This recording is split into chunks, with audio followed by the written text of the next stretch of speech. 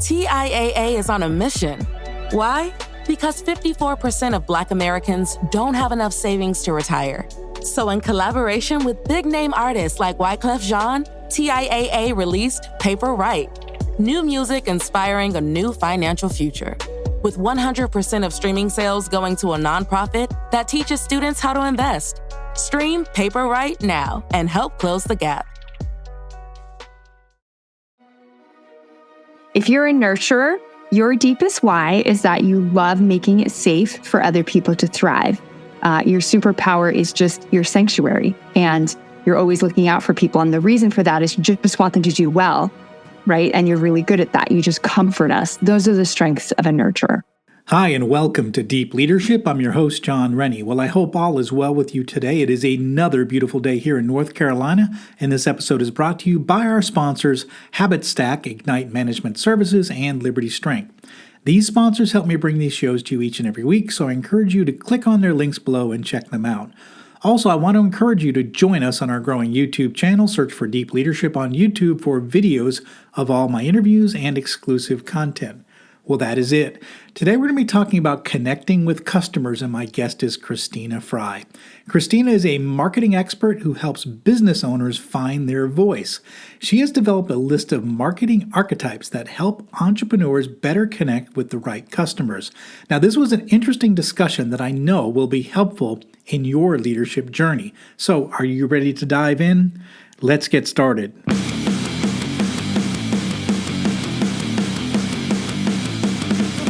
Welcome to Deep Leadership. Leadership is a people business. That's the philosophy of your podcast host, John Rennie. As a former Cold War submarine officer who spent 20 plus years leading businesses in corporate America before starting his own manufacturing business, he knows that leadership matters.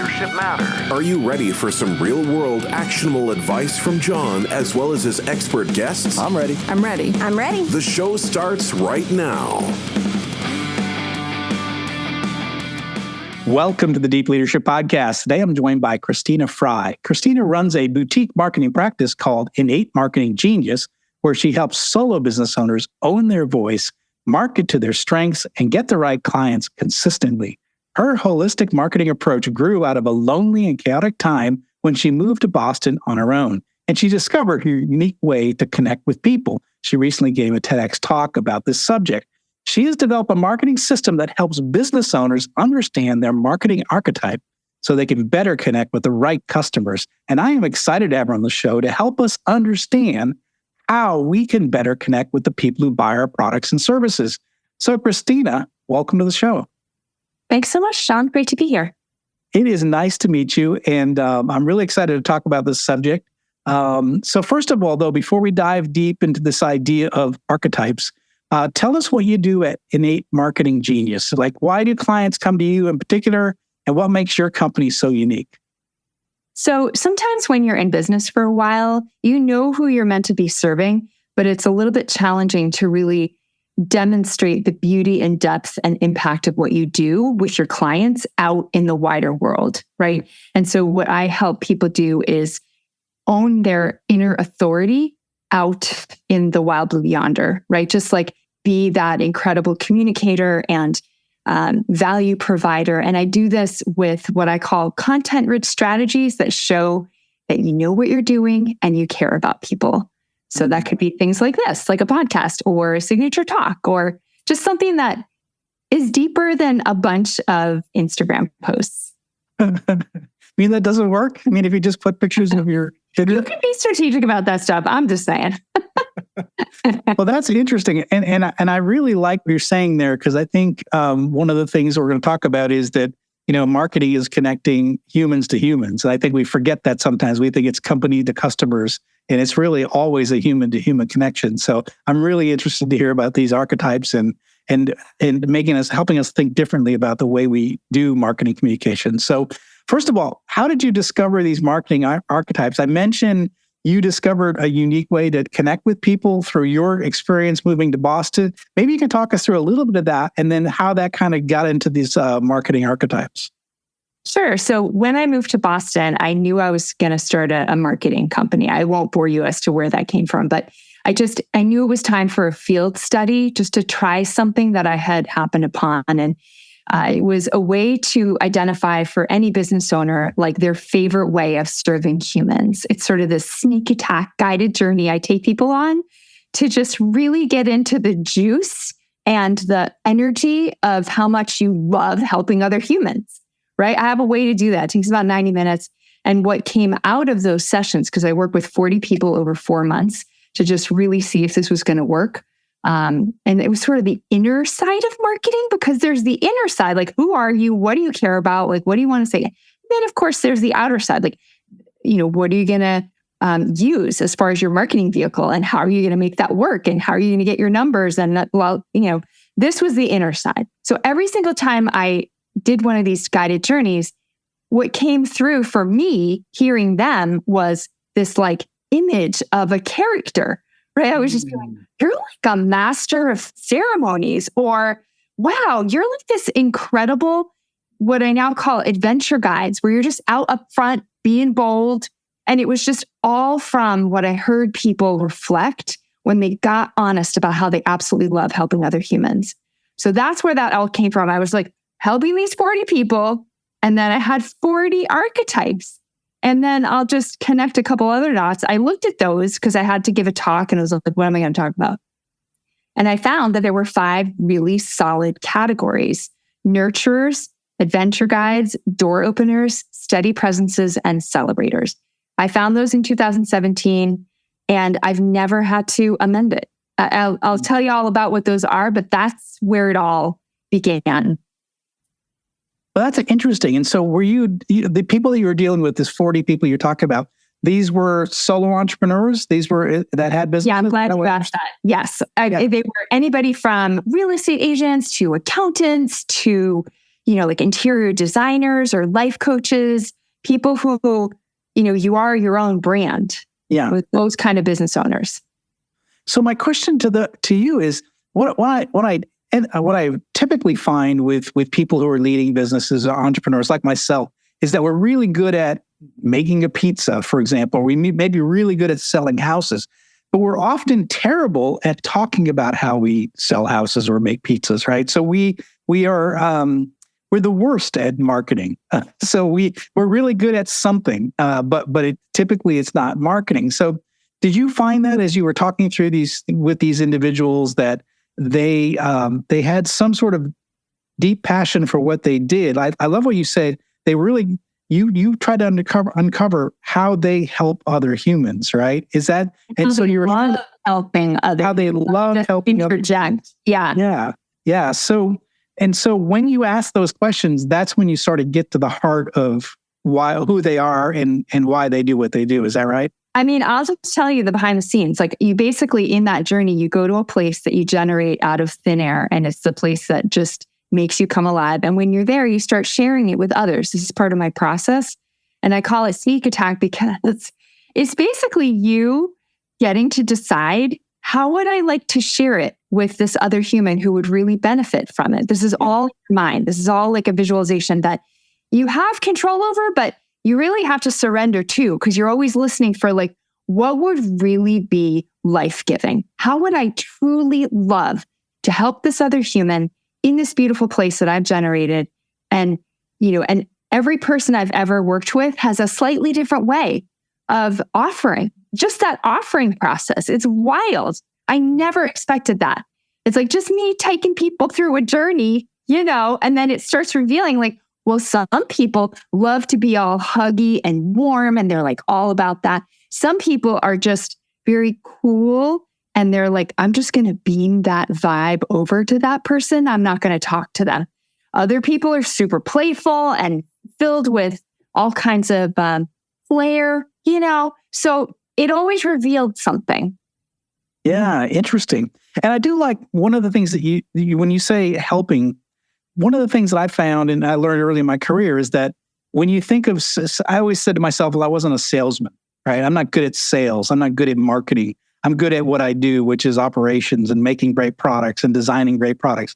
But the point of the matter is, if you think of selling and marketing as helping versus trying to get somebody to buy your stuff, which is I want to help you. I want to help you be successful. It changes the whole dynamics. I know for me as a probably about maybe 20 years ago, I made that shift where it was like, I'm here to help you. I want to help my customers be successful. When you make that shift, it's like selling is easy at that point because you're like, no, let me help you. I really want to help you be successful in what you do. And I love the idea of thinking about the origins or the deep rooting beliefs of why you want to help people. I think that's kind of interesting. Yeah. And that's why I have to be a little bit sneaky about it, because the thing that I walk people through at the time, and even today with clients, it's sort of like, why are we doing this? Which tells me they are far enough away in the way they're thinking about this process from the day-to-day grind of marketing that they can finally be real and present about, because people don't think about marketing as helping for the most part. So this is me being like, well, what if you could? And then we go from there. That's fantastic. I love this. So now, so maybe you can walk us through some of the archetypes and then tell us how they help us with both leadership and also creating compelling content. So how does the archetype, knowing what kind of archetype we are, how does that help us? So maybe talk us through some of the archetypes and how it helps us. Yeah, and I'm going to start there because there's kind of a lot to say and I don't want to go on. And then if you have questions, then I can share like how to create content, because those are two questions. Yeah, I'd love to address them. So the first one is, if you're a nurturer, your deepest why is that you love making it safe for other people to thrive. Your superpower is just your sanctuary, and you're always looking out for people. And the reason for that is you just want them to do well, right? And you're really good at that. You just comfort us. Those are the strengths of a nurturer. And then the next type is adventure guide. An adventure guide is somebody who seems to really see what's possible for the people they serve, even before the people they serve do. And they really want people to reach for the bold goals.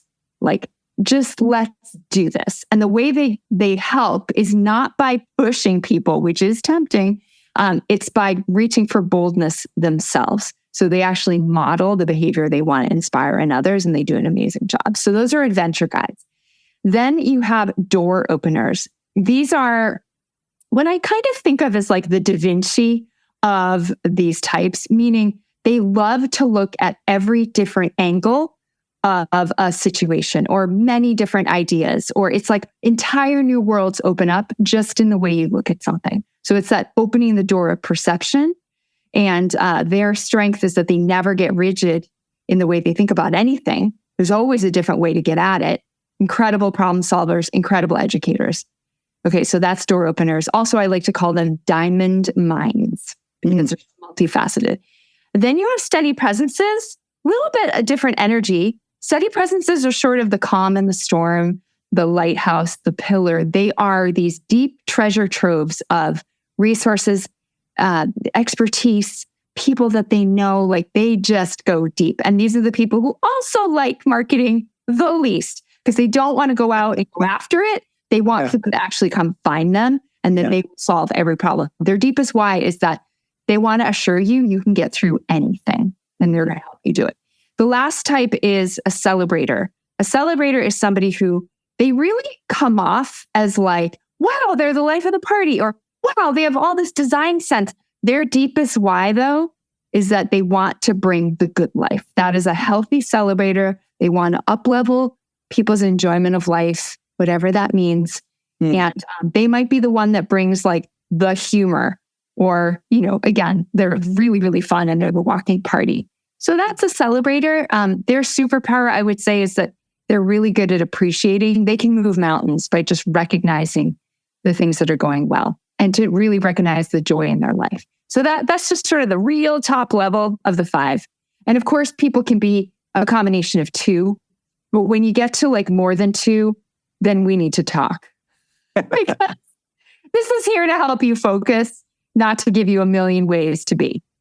Yeah, interesting. I like that. I was trying to think of where I fit in that, just as you're describing. I may probably be the steady presence, which is put out a lighthouse, and let people come when they want to come. But I'm not one that's going to push you in a certain direction. But I have a deep well of knowledge. In fact, the podcast called Deep Leadership for a reason, right? There's a deep well of knowledge there, but you got to come and find me, and you got to subscribe to the podcast. You got to watch the videos. You got to find it, read the books.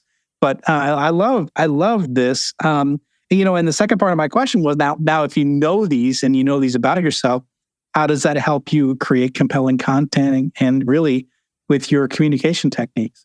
One of my favorite questions. So if you're a nurturer and you have this real, safe energy about you and community building, you have a permission slip to get real and really be honest about how people might be suffering. So these are the ones like, I'm actually a nurturer. We don't have to swoop in with the solutions right out of the gate. We're the ones that are like, I see you and I see exactly why it's tough. And here is a story that reveals to you, you can actually move through it.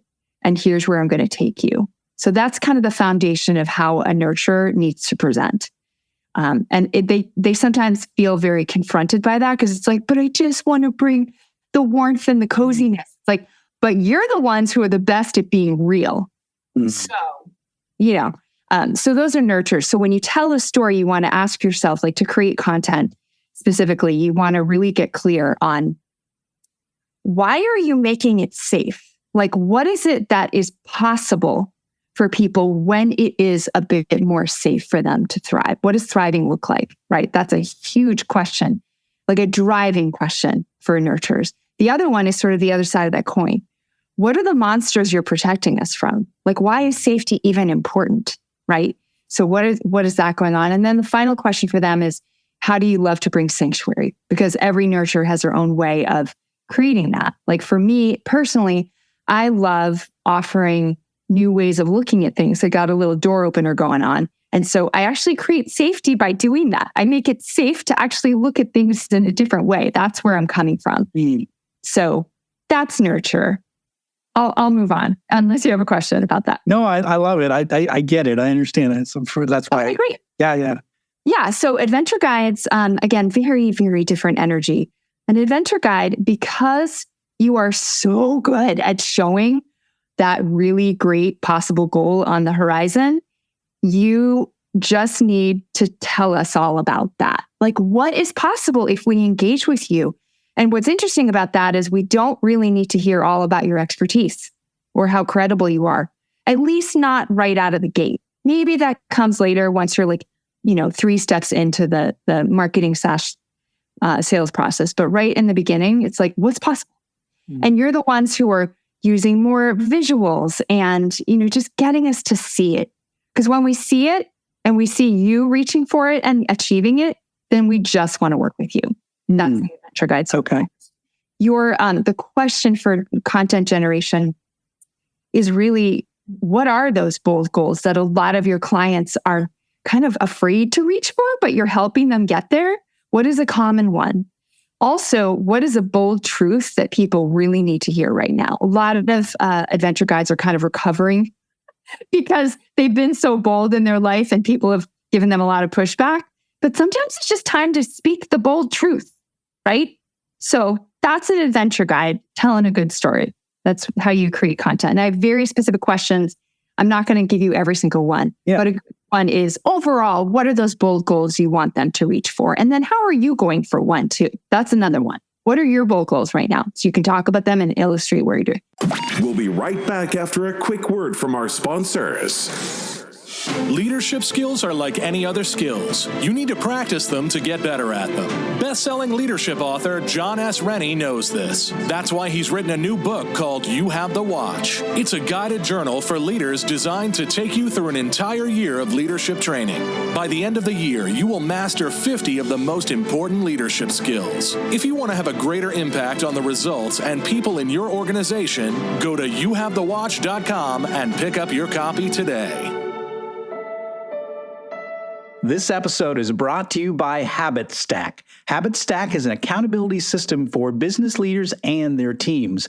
You probably manage tasks with Notion, Asana, Trello, or even a spreadsheet. Personally, I've used dozens of different ways to track my to-do list over the years. All of these systems are useful, but they have their weaknesses. Traditional to-do lists quickly become overwhelming and disorganized. They don't clarify what tasks are truly most important right now.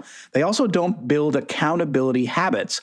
Business leaders and their teams need a true accountability system to operate at peak effectiveness. Positive accountability helps everyone stay focused on the strategic priorities. Habit Stack makes the process easy and keeps the team aligned. It builds the weekly habits people need in order to stay the course. With Habit Stack, you will set crystal clear goals, align your tasks to those goals, and make progress every single week. I've used Habit Stack myself and found that it is a simple and intuitive way to track actions and maintain accountability for my employees. The good news is you can try Habit Stack for free at habitstack.com.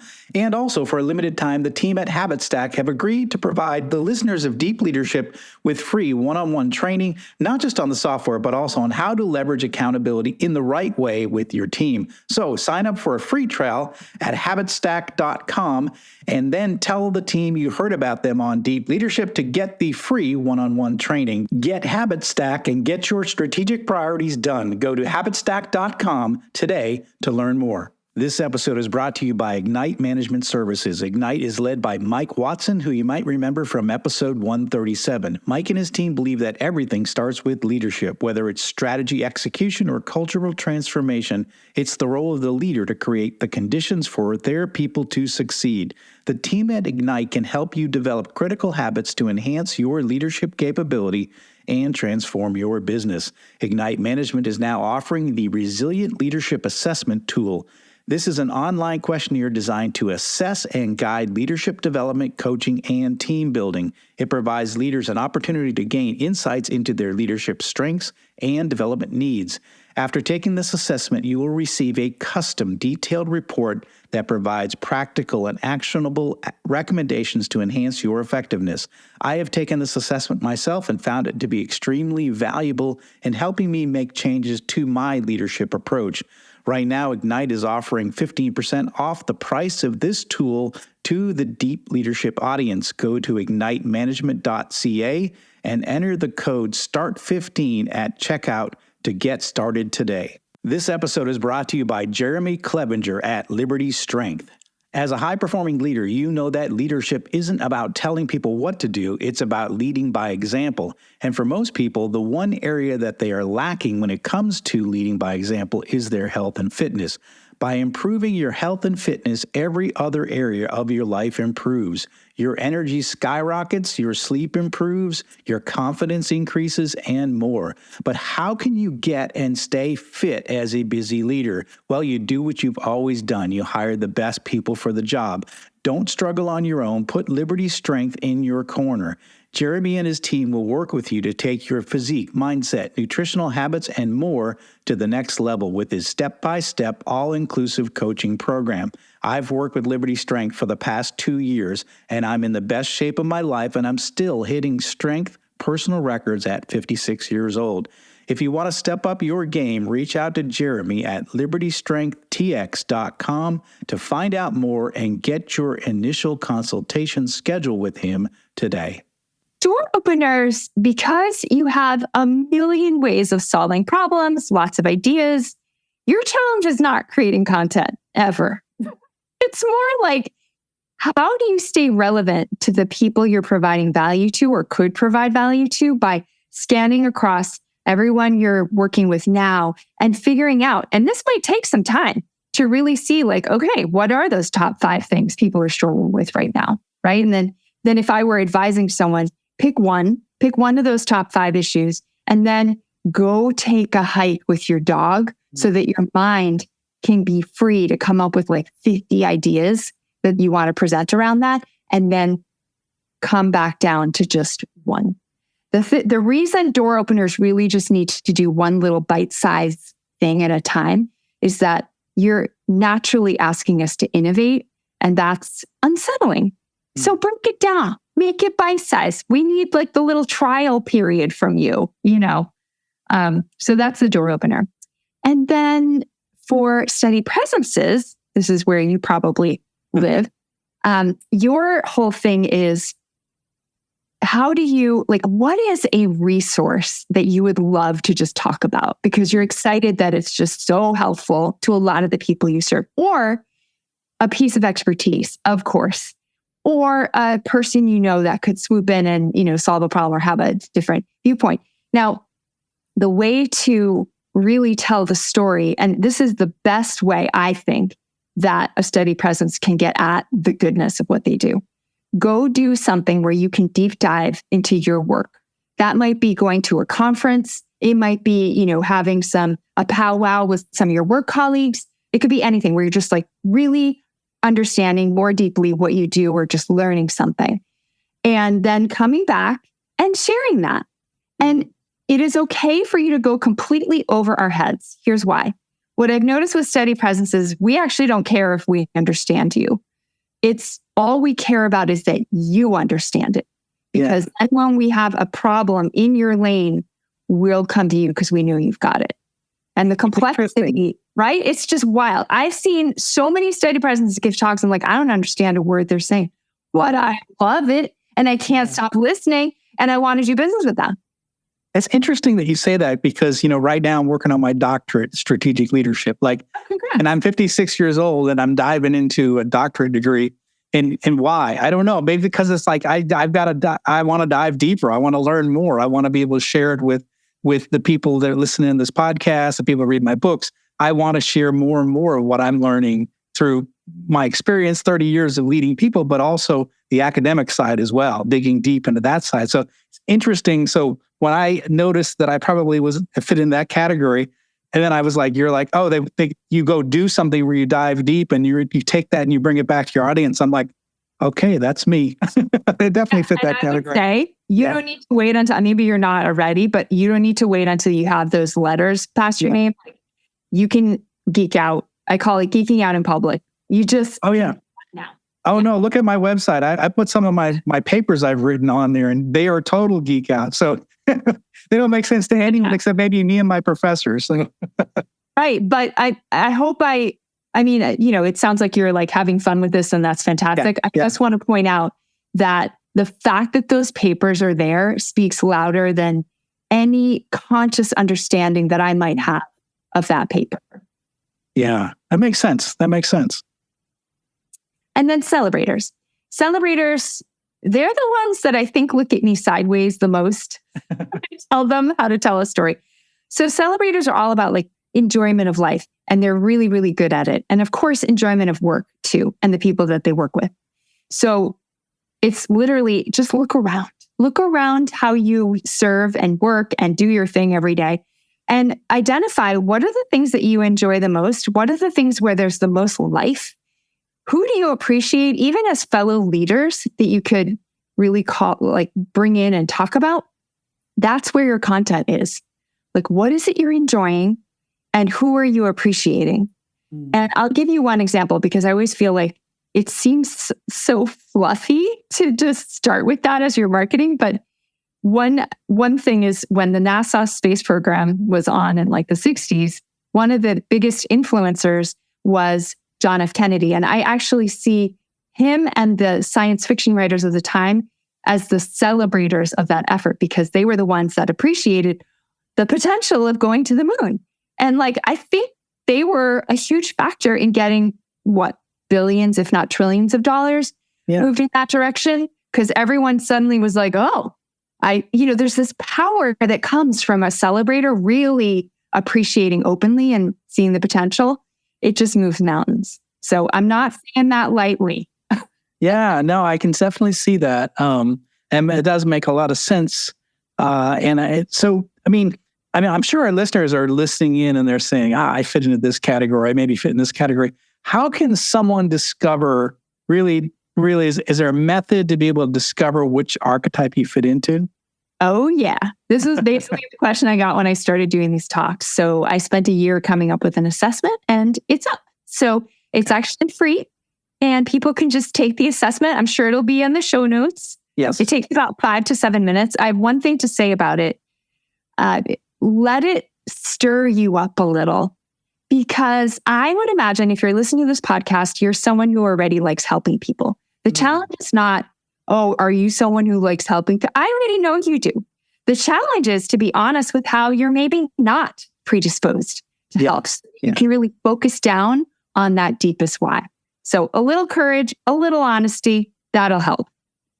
I love that. So maybe, you've worked with clients with this methodology. Can you give us some examples of maybe where you've helped a solo entrepreneur clarify their archetype and then also clarify their messaging and what that did with the business? Do you have any stories that you could share about maybe some success stories through that?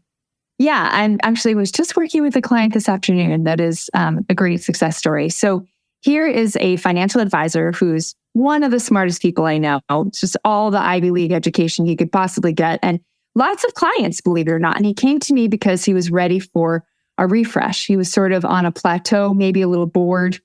Everything was just kind of coasting along. And really, his marketing was not that broken. It just wasn't that exciting and not filled with life. He was a good networker. He was a philanthropist. He is a philanthropist in the community. There's a lot of things that were going well. However, he wanted to breathe new life into his business and definitely his marketing. So his archetype was Yoda. I love it. He has a steady presence through and through, but specifically Yoda. And the reason I landed on that is that every time he opens his mouth, he takes really stressful things that have a lot of charge, and gives a clear, calm path, the way the little guy on Star Wars does. So it was just, and I'm not the only one to call him that. I'm just saying. So he's Yoda, and the actual strategy became a short form podcast, it's like educational bites. And I can actually tell you the name. It's called Great Points Financial Podcast.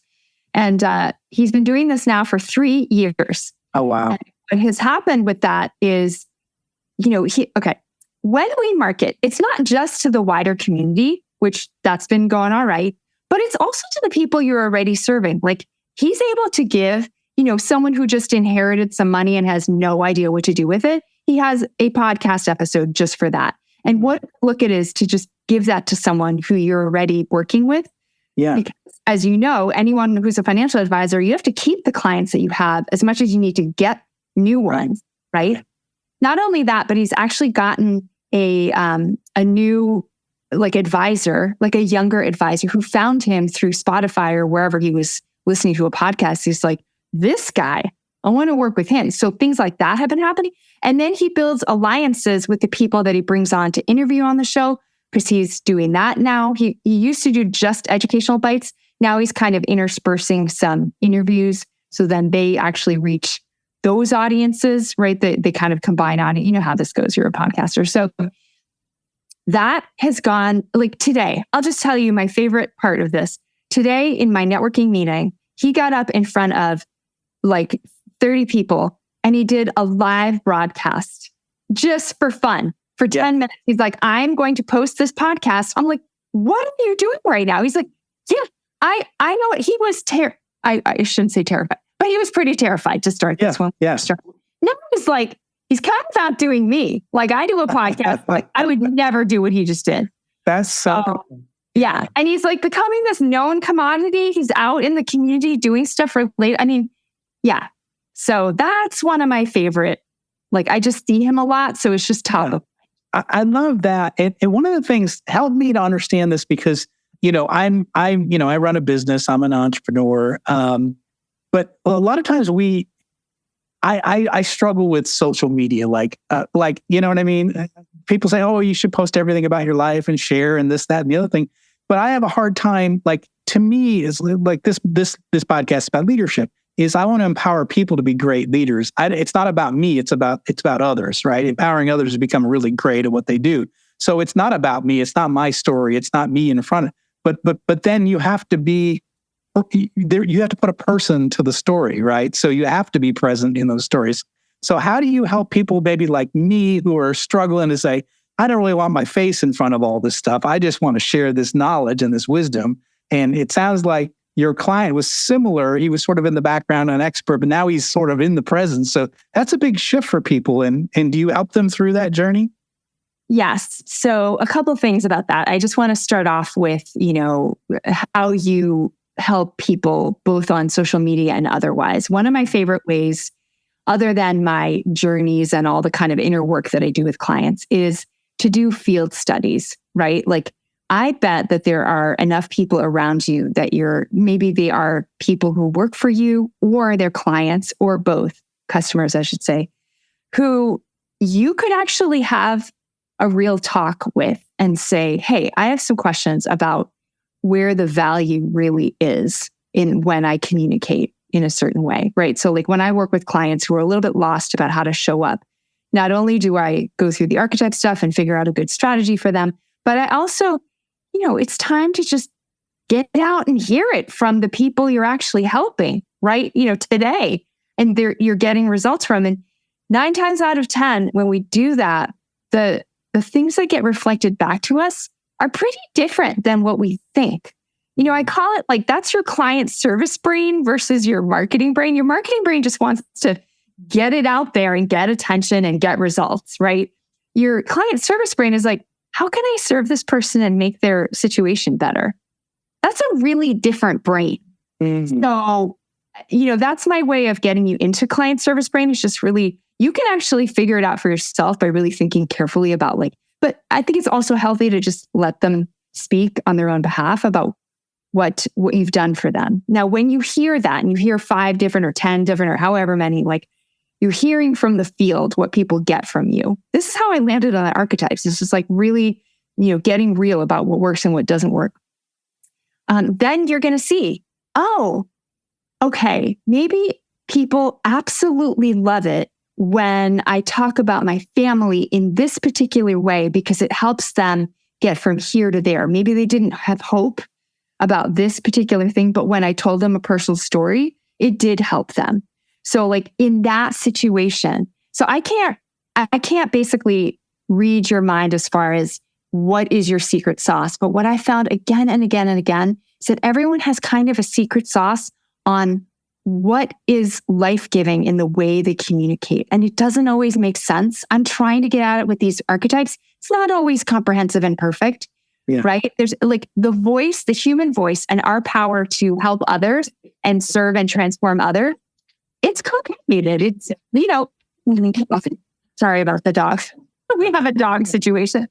Anyway, it's complicated, it's nuanced, and some of the best ways to get at that is just by asking people you serve. I love that. Field studies. Great answer. Great information. So this is all fantastic. I love these archetypes because I think it really does help us understand basically our best ways to communicate and our best ways that we can communicate how we love helping people. And I love the thought behind this because I think it's more than just posting pictures of what we ate for dinner on Instagram. There's more to it, and I love this. What final message would you like to leave with our listeners today? I would say that even if you might feel discouraged about not having the impact you want to have on others, that you innately have a heart for service. And it's just a matter of tapping back into that and getting back out there. It doesn't have to be that complicated. Maybe I'll leave it at that. There's always something you absolutely love doing on behalf of somebody else. And I love that. And when we think about that, it's going to help us reveal a bit of ourselves there. And I like that. This is fantastic. And so listeners, I highly encourage you to take a look at the stuff that Christina has on her website, the free assessment. So Christina, how can people find out more about you, your company, and the assessment? Yeah, sure. It's right on my website. So you can just grab that link. And I'm on Facebook and I'm also on LinkedIn. And those are probably the best ways. Okay, fantastic. And listeners, you can find all those links in the show notes here below. And I highly encourage you to check this out. At least go and take this free assessment and understand a little bit more about yourself and the best ways that you work to help people and how that can help you communicate better with your audience and with the people that you are trying to help. So highly encourage you to do that. Take a look at the show notes below here. And really, and I encourage you to, if this is really resonating with you, connect with Christina and see if she can help you take that to the next level. If you feel a little bit lost, like I do sometimes when it comes to marketing communication, then I've just introduced you to an expert that can help you clarify that. And that's what this whole show is about, is just introducing different concepts to you to help you be more successful in your leadership journey. So Christina, I really appreciate you coming on the show. Thank you for sharing these archetypes and new ways to think about how we communicate with our customers. I appreciate you coming on the show and sharing all this expert advice. Yeah, it was really fun. Thank you so much, Sean. It was great to talk to you. Great to talk to you as well.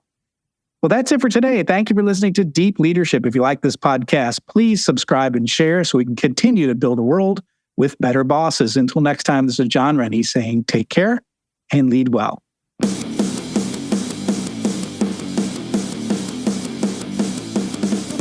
Thank you for listening to Deep Leadership. Thank you. Thank you. Thank you, thank you, thank you for all you do. We hope you enjoyed today's episode. For more information and updates, please visit our website at www.deepleadershippodcast.com or johnsrennie.com. Until next time, take care.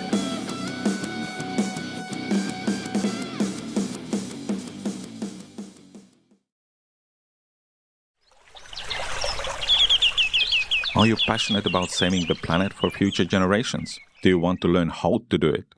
If yes, then you need to tune in to the Nature Backed podcast. It's a talk show covering the changing world around us, from renewable energy, sustainable agriculture, circular economy, to ESG and social innovation. Don't miss this opportunity to discover how you can join the movement and make a difference. Subscribe to the Nature Backed podcast today on your favorite platform and get ready to be amazed.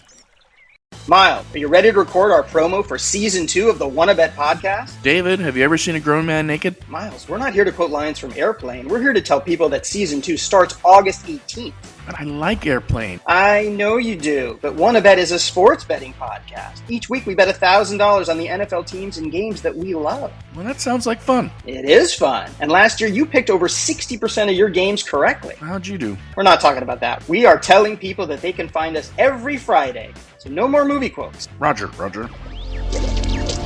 Electricast.